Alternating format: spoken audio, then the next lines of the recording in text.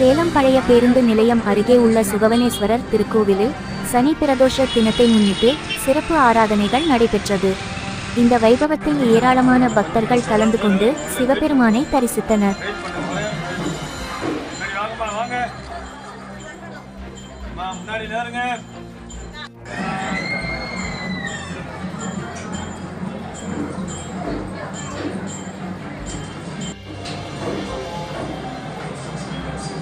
சேலம் குரங்குசாவடி பகுதியில் உள்ள ஸ்ரீ சாஸ்தா ஆசிரமத்தில் புத்தாண்டில் பக்தர்களுக்கு வழங்குவதற்காக 25,000 லட்டுகள் தயாரிக்கும் பணி துவங்கியது.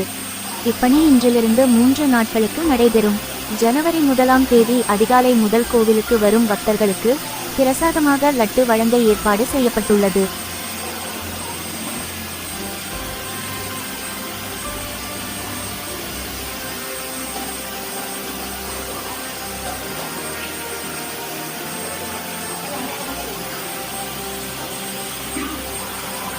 தமிழ்நாடு ஊரக வளர்ச்சித்துறை அலுவலக சங்கத்தின் சேலம் மாவட்ட 7வது மாநாட்டில் சிறப்பு தீர்மானங்கள் நிறைவேற்றப்பட்டது.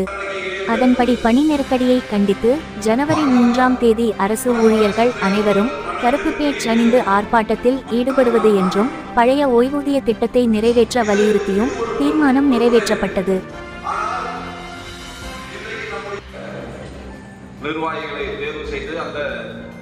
மாநில அளவிலான கைத்தறி கண்காட்சி சேலத்தில் துவங்கியது. 15 நாட்கள் நடைபெறும் இந்த கண்காட்சியை கைத்தறி நூல் துறை அமைச்சர் காந்தி மற்றும் சுற்றுலாத்துறை அமைச்சர் ராஜேந்திரன் ஆகியோர் குத்துவிளக்கு ஏற்றி துவக்கி வைத்தனர்.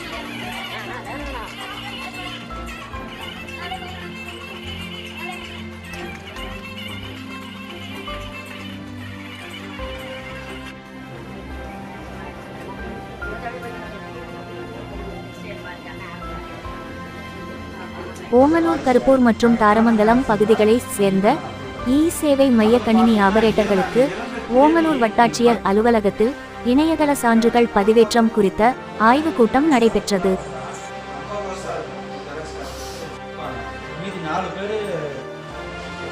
தமிழ் மாநில காங்கிரஸ் கட்சியின் தலைவர் ஜி.கே. வாசனின் 60வது பிறந்த நாளை முன்னிட்டு சேலம் காந்தி ரோடு பகுதியில் அமைந்துள்ள சிஎஸ்ஐ பாலர் ஞான இல்லத்தில் உள்ள மனநலம் பாதிக்கப்பட்டவர்களுக்கு தமிழ் மாநில காங்கிரஸ் மாநகர் மாவட்ட தலைவர் உலகநம்பி மதிய உணவு வழங்கினார்.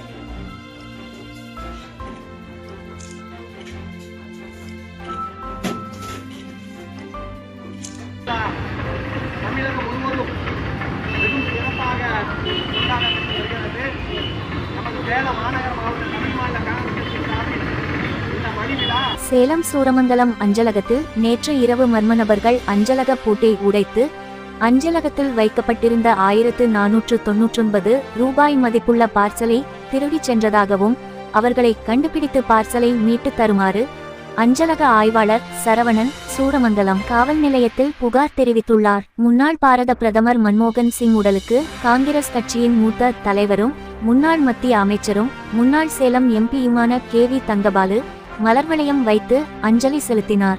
சேலம் கோட்டை மைதானத்தில் மாற்றுத்திறன் குழந்தைகளின் கல்வி பயிற்றுனர்கள் ஆர்ப்பாட்டத்தில் ஈடுபட்டனர். இது குறித்து அச்சங்கத்தின் மாநில தலைவர் கூறும்போது 1,26,000 மாற்றுத்திறன் மாணவ மாணவிகளுக்கு கல்வி பயிற்றுவிக்கும் ஆசிரியர்களுக்கு பணி நிரந்தரம் செய்ய வேண்டும், மாற்றுத்திறன் குழந்தைகளின் கல்வியை திமுக அரசு செய்து கொடுக்க வேண்டும் என்று கோரிக்கை விடுத்தார்.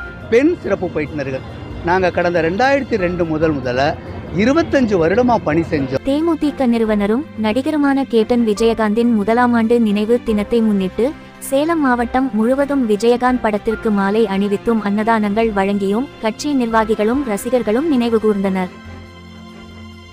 சேலம் புதிய பேருந்து நிலையம் அருகே உள்ள மாநகராட்சி திடலில் வண்ணமீன் கண்காட்சி நடைபெற்று வருகிறது. இதனை காண்பதற்காக சேலம் மட்டுமல்லாது புறநகர் பகுதியில் இருந்தும் ஏராளமான பொதுமக்கள் வந்து செல்கின்றனர்.